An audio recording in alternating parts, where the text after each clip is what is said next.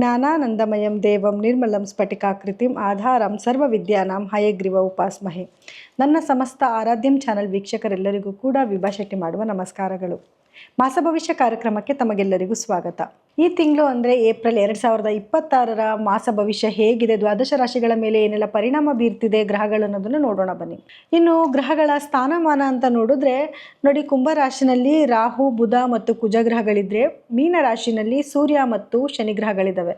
ಅದೇ ರೀತಿ ನಮ್ಮ ಮೇಷ ರಾಶಿನಲ್ಲಿ ಶುಕ್ರ ಗ್ರಹವಿದ್ರೆ, ಮಿಥುನದಲ್ಲಿ ಗುರು ಹಾಗೂ ಸಿಂಹದಲ್ಲಿ ಕೇತು ಗ್ರಹಗಳಿದೆ. ಇದರಲ್ಲಿ ಸ್ಥಾನಮಾನ ಚೇಂಜ್ ಆಗಿದೆ ಅನ್ನೋದ್ರ ಬಗ್ಗೆ ನೋಡಿದ್ರೆ ನೋಡಿ, ಮೊದಲನೇದಾಗಿ ಇದೇ ತಿಂಗಳ 2ನೇ ತಾರೀಕು ಕುಜಗ್ರಹವು ಕುಂಭ ರಾಶಿಯಿಂದ ಮೀನ ರಾಶಿಗೆ ತನ್ನ ಪ್ರವೇಶನ ಬೆಳೆಸಿದ್ರೆ, ಇದೇ ತಿಂಗಳ 11ನೇ ತಾರೀಕು ಬುಧ ಗ್ರಹ ಕುಂಭದಿಂದ ಮೀನಕ್ಕೆ ತನ್ನ ಪ್ರವೇಶನ ಬೆಳೆಸ್ತಾರೆ. ಹಾಗೆ 14ನೇ ತಾರೀಕು ಸೂರ್ಯ ಮೀನದಿಂದ ಮೇಷರಾಶಿಗೆ ಅಂದರೆ ತನ್ನ ಉಚ್ಚ ರಾಶಿಗೆ ಪ್ರವೇಶನ ಬೆಳೆಸಿದ್ರೆ, ಇನ್ನು 19ನೇ ತಾರೀಕು ಶುಕ್ರ ಗ್ರಹ ಮೇಷ ರಾಶಿಯಿಂದ ವೃಷಭ ರಾಶಿಗೆ ತನ್ನ ಪ್ರವೇಶನ ಬೆಳೆಸುತ್ತೆ. ಇನ್ನು ಬುಧ ಗ್ರಹ ಇದೇ ತಿಂಗಳ ಕೊನೆಯಲ್ಲಿ ಮತ್ತೊಮ್ಮೆ ತನ್ನ ಪತನ ಬದಲಾಯಿಸ್ತಾ ಇದೆ. ಮೊದಲನೇದಾಗಿ 11ನೇ ತಾರೀಕು ಬುಧ ಗ್ರಹ ಕುಂಭರಾಶಿಯಿಂದ ಮೀನರಾಶಿಗೆ ತನ್ನ ಪತನ ಬದಲಾಯಿಸಿದ್ರೆ, 30ನೇ ತಾರೀಕು ಮೀನರಾಶಿಯಿಂದ ಮೇಷರಾಶಿಗೆ ತನ್ನ ಪತನ ಬದಲಾಯಿಸ್ತಾ ಇದೆ.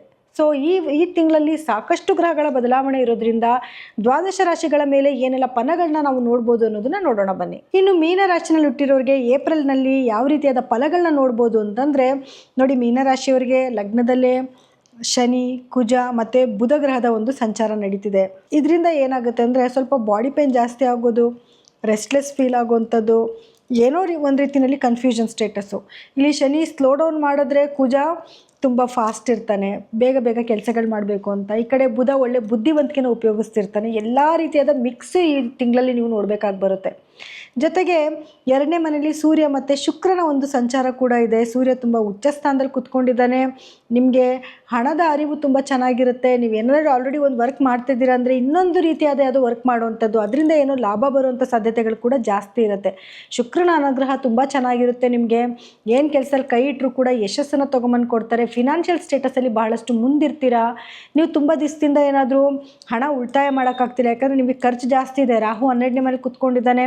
ನಿಮಗೆ ಸಾಕಷ್ಟು ಗ್ರಹಗಳು ಕೂಡ 12ರಲ್ಲಿ ಇತ್ತು. ಇವಾಗ ಗ್ರಹಗಳ ಒಂದು ಬದಲಾವಣೆ ಆಗಿರೋದ್ರಿಂದ ಸ್ವಲ್ಪ ಖರ್ಚು ನಿಮಗೆ ನಿಯಂತ್ರಣಕ್ಕೆ ಬರುತ್ತೆ. ಸ್ವಲ್ಪ ಉಳಿತಾಯ ಮಾಡೋದಕ್ಕೆ ಏನಾದರೂ ಒಂದು ಹೊಸ ಪ್ಲಾನಿಂಗ್ಸ್ನ ನೀವು ಯೋಚನೆ ಮಾಡ್ತೀರಾ. ಎಸ್ಪೆಷಲಿ ಗೌರ್ಮೆಂಟಿಂದ ಏನಾದರೂ ಕೆಲಸಗಳಾಗಬೇಕು ಅನ್ನೋದಿತ್ತು ಅಂದರೆ, ಯಾರೆಲ್ಲ ಗೌರ್ಮೆಂಟ್ ಉದ್ಯೋಗಿಗಳು ಮೀನರಾಶಿನಲ್ಲಿ ಇದ್ದರು ಅಂತಂದರೆ ಖಂಡಿತವಾಗ್ಲೂ ಯಶಸ್ಸನ್ನು ನೋಡುವಂಥ ಒಂದು ಟೈಮ್ ಆಗಿರುತ್ತೆ. ತುಂಬ ದಿವಸದಿಂದ ನಿಮಗೆ ಗೌರ್ಮೆಂಟಿಂದ ಏನೋ ಕೆಲಸ ಆಗಬೇಕಾಗಿತ್ತು, ಯಾರ್ದೋ ಸೈನ್ ಬೇಕಾಗಿತ್ತು, ಅಥವಾ ಏನೋ ಒಂದು ವಿಷಯದಲ್ಲಿ ನಿಮಗೆ ತುಂಬ ಸ್ಟ್ರಕ್ ಆಗಿತ್ತು ಅಂತಂದರೆ ಇವಾಗ ಅದು ಒಳ್ಳೆ ಟೈಮ್ ಆಗಿರುತ್ತೆ. ಸ್ವಲ್ಪ ಪ್ರಯತ್ನ ಪಡಿ, ಖಂಡಿತವಾಗ್ಲೂ ನೀವು ಆ ಪ್ರಾಬ್ಲಮ್ಸಿಂದ ನೀವು ಈಚೆ ಬರ್ತೀರಾ. ಅದೇ ರೀತಿಯಲ್ಲಿ ಯಾರೆಲ್ಲ ಮೇಕಪ್ ಆರ್ಟಿಸ್ಟ್ಗಳಿದ್ರೆ ಅಥವಾ ಯಾರೆಲ್ಲ ಬ್ಯೂಟಿಗೆ ಸಂಬಂಧಪಟ್ಟಿರೋ ಕೆಲಸಗಳನ್ನ ಮಾಡ್ತಿದ್ರೆ ಅವರೆಲ್ಲರಿಗೂ ಕೂಡ ಒಳ್ಳೆ ಟೈಮ್ ಆಗಿರುತ್ತೆ. ಈ ಟೈಮಲ್ಲಿ ನಿಮಗೆ ಉತ್ತಮವಾದ ಲಾಭಗಳನ್ನ ನೋಡ್ಕೊಳ್ಳೋದು, ಒಳ್ಳೆ ಆರ್ಡ್ರ್ಗಳು ಬರುವಂಥದ್ದು, ಹಣದ ಸಂಪಾದನೆ ತುಂಬ ಚೆನ್ನಾಗಿರುತ್ತೆ. ಇನ್ನು ಗುರು ನಿಮಗೆ 4ನೇ ಮನೇಲಿ ಸಂಚಾರ ಮಾಡ್ತಾ ಇದ್ದಾನೆ.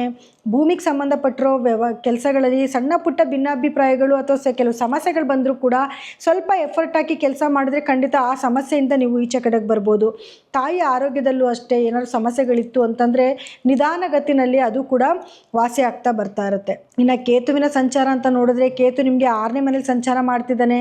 ಯಾರೆಲ್ಲ ಮೆಡಿಕಲ್ ಲೈನಲ್ಲಿ ಓದ್ತಾ ಇದ್ದೀರಾ ಅಥವಾ ಗೌರ್ಮೆಂಟ್ ಉದ್ಯೋಗಿಗಳಿದ್ದೀರಾ, ಅದರಲ್ಲೂ ಏನೋ ಸೈನ್ಸ್ ಬ್ಯಾಕ್ಗ್ರೌಂಡಲ್ಲಿ ಓದ್ತಾ ಇದ್ದೀರಾ, ಅವರೆಲ್ಲರಿಗೂ ಕೂಡ ಉತ್ತಮವಾದ ಸಮಯ ಆಗಿರುತ್ತೆ.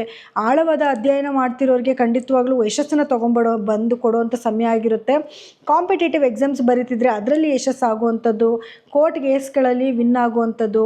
ಉದ್ಯೋಗಸ್ಥರಿಗೆ ಮಾತ್ರ ಸ್ವಲ್ಪ ನಿಮಗೆ ಏನಾದರೂ ಪ್ರಮೋಷನ್ ಆಗುತ್ತೆ ಅಂತಂದರೆ ಅದು ಸ್ವಲ್ಪ ಡಿಲೇ ಆಗೋ ಚಾನ್ಸಸ್ ಇರುತ್ತೆ, ಅಥವಾ ಇವತ್ತಲ್ಲ ನಾಳೆ ನಾಡಿದ್ದು ಅಂತ ಸ್ವಲ್ಪ ಮುಂದೋಗೋ ಸಾಧ್ಯತೆಗಳಿರುತ್ತೆ. ಅದು 1 ಟೈಮ್ 2 ಟೈಮ್ ಸ್ಕಿಪ್ ಆಗಿ ಅದಾದಮೇಲೆ ನಿಮಗೆ ಪ್ರಮೋಷನ್ ಸಿಗೋ ಚಾನ್ಸಸ್ ಕೂಡ ಇರುತ್ತೆ. ಇನ್ನು ನಿಮಗೆ 12ರಲ್ಲಿ ರಾಹುವಿನ ಸಂಚಾರ ಇರೋದ್ರಿಂದ ಆ್ಯಸ್ ಯೂಶುವಲ್ ನಿಮಗೆ ಖರ್ಚು ಜಾಸ್ತಿ ಇರುತ್ತೆ. ಆದರೆ ಹೊರದೇಶಕ್ಕೆ ಹೋಗಬೇಕು ಅಂತ ಪ್ಲಾನಿಂಗ್ಸ್ ಇದ್ದರೆ ಅದರಲ್ಲಿ ನಿಮಗೆ ಯಶಸ್ಸನ್ನು ತೊಗೊಂಬಂದು ಕೊಡ್ತಾನೆ. ಅಥವಾ ವಿದ್ಯಾರ್ಥಿಗಳು ಎಜುಕೇಷನ್ ಪರ್ಪಸ್ಗೆ ಹೋಗಬೇಕು ಅಂದರೆ ಅದರಲ್ಲೂ ಯಶಸ್ಸನ್ನು ತೊಗೊಂಬಂದು ಕೊಡ್ತಾರೆ. ಮೀಡಿಯಾ ಫೀಲ್ಡಲ್ಲಿ ಇರುವಂಥವ್ರಿಗೆ ಒಳ್ಳೆಯ ಒಂದು ಲಾಭನ ನೋಡುವಂಥ ಒಂದು ಸಮಯ ಆಗಿರುತ್ತೆ. ಇನ್ನು ಸಾಫ್ಟ್ವೇರ್ ಇಂಜಿನಿಯರ್ಗಳು ಯಾರನ್ನ ಇದ್ದು ಅವ್ರು ಔಟ್ ಆಫ್ ಕಂಟ್ರಿಗೆ ಇಲ್ಲಿಂದನೇ ವರ್ಕ್ ಮಾಡ್ತಿದ್ರೆ ಒಳ್ಳೆ ಲಾಭನ ನೋಡುವಂಥ ಒಂದು ಟೈಮ್ ಇದಾಗಿರುತ್ತೆ. ಇನ್ನು ವಿದ್ಯಾರ್ಥಿಗಳಿಗೂ ಕೂಡ ಎಜುಕೇಷನ್ ತುಂಬ ಚೆನ್ನಾಗಿರುತ್ತೆ. ಮನೆಯಲ್ಲಿ ಶುಭ ಕಾರ್ಯಗಳಾಗುವಂಥದ್ದು, ಏನೇ ನಿಮಗೆ ಮಿಸ್ಅಂಡರ್ಸ್ಟ್ಯಾಂಡಿಂಗ್ ಬರ್ತಾ ಇದ್ರು, ಯಾಕಂದರೆ ಶನಿ ನಿಮಗೆ ಲಗ್ನದಲ್ಲೇ ಕೂತ್ಕೊಂಡಿದ್ದಾನೆ, 7ನೇ ಮನೆ ಮೇಲೆ ದೃಷ್ಟಿ ಬೀಳ್ತಿದ್ದಾನೆ. 7ನೇ ಮನೆ ನಿಮಗೆ ಅಧಿಪತಿ ಬಂದು ಲಗ್ನದಲ್ಲೇ ಬಂದು ಕೂತ್ಕೊಂಡಿದ್ದಾನೆ. ಸಣ್ಣ ಪುಟ್ಟ ಭಿನ್ನಾಭಿಪ್ರಾಯಗಳು ಬಂದರೂ ಕೂಡ ಅದು ಆಗಿಂದಾಗಿ ಸರಿ ಹೋಗುತ್ತೆ. ಈ ಒಂದು ತಿಂಗಳಲ್ಲಿ ನಿಮಗೆ ಒಂಥರ ಮನೇಲಿ ಸ್ವಲ್ಪ ಜೋವಿಯಲ್ ಕಾಲ ಕಳೆಯುವಂಥದ್ದು, ಅಯ್ಯೋ ಸಮಸ್ಯೆ ಬರ್ತಾನೆ ಇರುತ್ತೆ, ಸ್ವಲ್ಪ ತಮಾಷೆಗೆ ಮಾತಾಡಿಕೊಂಡು ನಗ್ನಗ್ತಾ ಇರೋಣ ಅನ್ನೋಂಥ ಒಂದು ಮನಸ್ಥಿತಿ ನಿಮಗೆ ಬದಲಾವಣೆ ಆಗುತ್ತೆ. ಇನ್ನು ಪರಿಹಾರ ಏನು ಮಾಡ್ಕೋಬೇಕು ನೀವು ಅಂತ ನೋಡಿದ್ರೆ, ನೋಡಿ ನೀವು ಈ ತಿಂಗಳಲ್ಲಿ ವಿಷ್ಣು ಸಹಸ್ರನಾಮ ಜಾಸ್ತಿ ಪಠನೆ ಮಾಡುವಂಥದ್ದು ಅಥವಾ ಕೇಳಿಸ್ಕೊಳ್ಳುವಂಥದ್ದು, ಲಕ್ಷ್ಮಿ ಅಷ್ಟೋತ್ರಗಳನ್ನ ಹೇಳ್ಕೊಳ್ಳುವಂಥದ್ದು, ಸೂರ್ಯನಿಗೆ ಸ್ವಲ್ಪ ಸೂರ್ಯೋದಯಕ್ಕೆ ಮುಂಚೆ ಎದ್ದು ಸೂರ್ಯನಿಗೆ ಅರ್ಘ್ಯ ಕೊಡೋದು ಅಥವಾ ಸೂರ್ಯ ನಮಸ್ಕಾರ ಹಾಕ್ಕೊಳ್ಳೋದು, ಆದಿತ್ಯ ಹೃದಯ ಪಾರಾಯಣ ಮಾಡುವಂಥದ್ದು, ಪ್ರತಿ ಶನಿವಾರ ಸಾಧ್ಯ ಆದಷ್ಟು ಬಡವರಿಗೆ ದಾನ ಧರ್ಮ ಮಾಡುವಂಥದ್ದು, ಮುಖ್ಯವಾಗಿ ಗುರುವಿನ ಆರಾಧನೆ ಜಾಸ್ತಿ ಮಾಡುವಂಥದ್ದು. ಗುರುಗಳ ಆರಾಧನೆ ಯಾವ ರೀತಿ, ವಾರಕ್ಕೆ ಒಂದು ದಿವಸ ಗುರುವಾರ ಗುರುಗಳ ದೇವಸ್ಥಾನಕ್ಕೆ ಹೋಗಿ ಕಡಲೆಕಾಳಿಂದ ಮಾಡಿರೋ ಖಾದ್ಯನ ಎಲ್ಲರಿಗೂ ಹಂಚ್ಬಿಟ್ಟು ಬನ್ನಿ.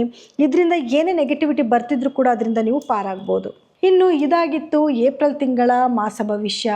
ಸೊ ದ್ವಾದಶ ರಾಶಿಗಳ ಬಗ್ಗೆ ಏನೆಲ್ಲ ಪರಿಣಾಮಗಳಾಗ್ತಿದೆ ಅನ್ನೋದನ್ನು ನೀವು ತಿಳ್ಕೊಂಡಿದ್ದೀರಾ. ಆದರೆ ನೋಡಿ, ನಿಮಗೆ ಫಲದಲ್ಲಿ ಏನಾದರೂ ವ್ಯತ್ಯಾಸಗಳಿತ್ತು ಅಂತಂದರೆ ಖಂಡಿತವಾಗ್ಲೂ ನಿಮ್ಮ ವೈಯಕ್ತಿಕ ಜಾತಕನ ಒಮ್ಮೆ ಪರಿಶೀಲನೆ ಮಾಡಿಸ್ಕೊಳ್ಳಿ. ಯಾಕೆ ಅಂತಂದರೆ ಅದರಲ್ಲಿ ನಿಮ್ಮ ಗ್ರಹಗಳ ಸ್ಥಾನಮಾನ ಬೇರೆ ಆಗಿರುತ್ತೆ ಮತ್ತು ನಿಮಗೆ ನಡೀತಿರುವಂಥ ದಶಾಭುಕ್ತಿನೇ ಬೇರೆ ಆಗಿರುತ್ತೆ. ಸೊ ಆಗ ಫಲದಲ್ಲಿ ಖಂಡಿತವಾಗ್ಲೂ ನಿಮಗೆ ವ್ಯತ್ಯಾಸನ ನೋಡಬೇಕಾಗಿ ಬರುತ್ತೆ. ದಯವಿಟ್ಟು ಪ್ರತಿಯೊಬ್ಬರು ಕೂಡ ನಿಮ್ಮ ಜಾತಕಗಳನ್ನ ತೋರಿಸ್ಕೊಳ್ಳಿ, ನಿಮ್ಮ ನಡೀತಿರುವಂಥ ದಶಾಭುಕ್ತಿಗೆ ತಕ್ಕನಾದ ಪರಿಹಾರಗಳನ್ನ ಮಾಡ್ಕೊಳ್ಳಿ. ಆಗುವಂಥ ನೆಗೆಟಿವಿಟಿನ ಖಂಡಿತವಾಗ್ಲೂ ನೀವು ತಪ್ಪಿಸ್ಕೊಬೋದು. ನೀವು ನಮ್ಮಲ್ಲೇನಾದರೂ ಜಾತಕಗಳನ್ನ ವಿಮರ್ಶೆ ಮಾಡಿಸ್ಕೊಬೇಕು ಅಂತಂದರೆ ಸ್ಕ್ರೋಲ್ ಆಗ್ತಿರುವಂಥ ನಮ್ಮ ನಂಬರ್ಗೆ ಕರೆ ಮಾಡಿ ನೀವು ಅಪಾಯಿಂಟ್ಮೆಂಟ್ನ ತೊಗೋಬಹುದು. ಸೊ ಎಲ್ಲರಿಗೂ ಕೂಡ ನನ್ನ ಧನ್ಯವಾದಗಳು. ಮುಂದಿನ ತಿಂಗಳಲ್ಲಿ ಮತ್ತೆ ನಾನು ನಿಮ್ಮನ್ನು ಭೇಟಿ ಮಾಡ್ತೀನಿ. ಧನ್ಯವಾದಗಳು.